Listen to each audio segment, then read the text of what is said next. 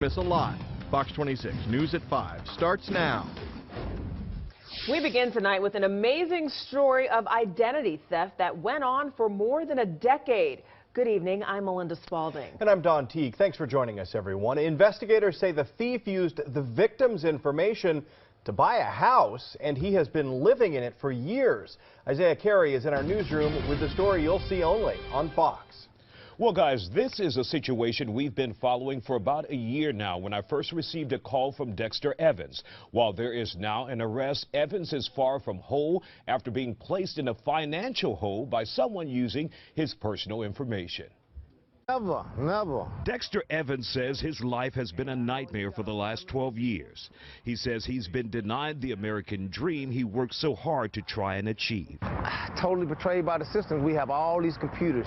If we got A, B, and C in place, how is it you miss it? Here's what Evans and Harris County investigators say the system missed.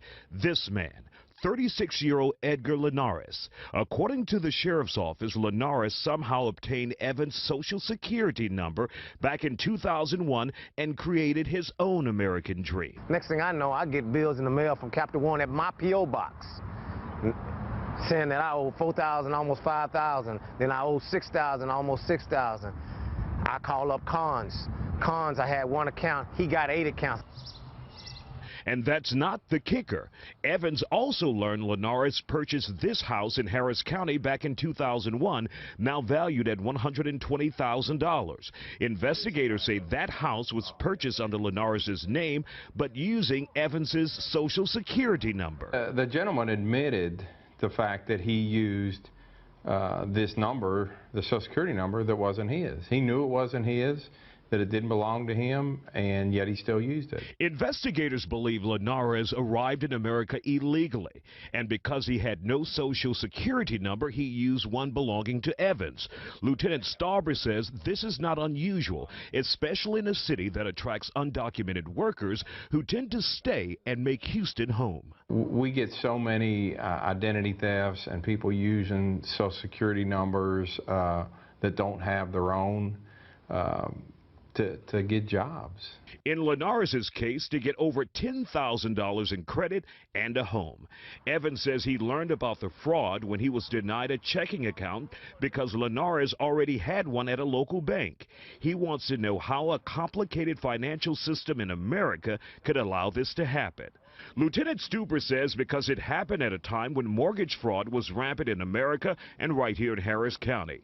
Lenders were just rubber stamping approval letters, and he believes that's how Linares was able to get a home loan from Wells Fargo Bank with no questions asked. In essence, the loan was obtained under false pretenses, so it's not a good loan. But for now, Linares and his family remains in the Harris County home. That's after he was booked and charged with false statements to obtain credit.